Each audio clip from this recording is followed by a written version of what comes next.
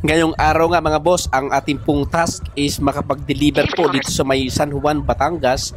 We are from San Pedro, Laguna mga bossing ha. At kasama ang traffic, inabot po tayo ng 3 oras at 10 minuto sa biyahe. At dito po tayo nagtungo sa farm ni Sir Kerubin. Ayan po ha. At dinedevelop pa lang po itong kanyang farm at kinakailangan po niya ng source ng kuryente para po sa kanya pong pinagawang deep well pump na 200 feet ang lalim. Ano po, ang kanyang deep well ay golds to 1.5 HP. Kinakailangan daw dyan ng generator na kayang paganahin ang kanyang pong deep well pump.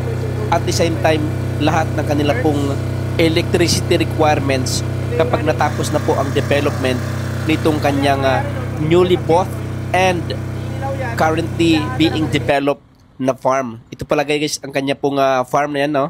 Yan, bagong linis. Ayan po ha. Ito nga at inaantay nating matapos ang pagsiset up ng electrical connection nitong kanila pong pump set ano po na deep well.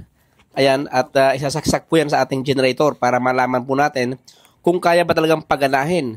Bali, ang inabil pala ni Boss Kerubin sa atin ay ang ating Marpro USA 8.5 kVA super silent diesel generator. Ano po? Bali, ang presyo po niyan kapag manual lang, same ng inabil ni Sir Kerubin, ay 58,000 pesos.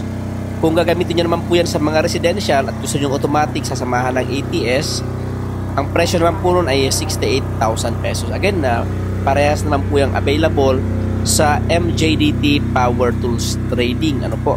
Again, dito malalaman po natin kung kaya ba talagang paganahin ng ating pong generator ang isang 1.5 HP deep well pump, ano po, na ang lalim ay 200 feet, ano po.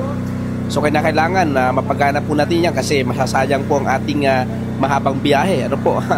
So ayan, nakaandar na po, pinasok na po natin and then binuksan na po ng ating deep well contractor yung kanila pong makina, ano po. Tingnan po natin kung maglalabas pa talaga ng tubig, ano po ha.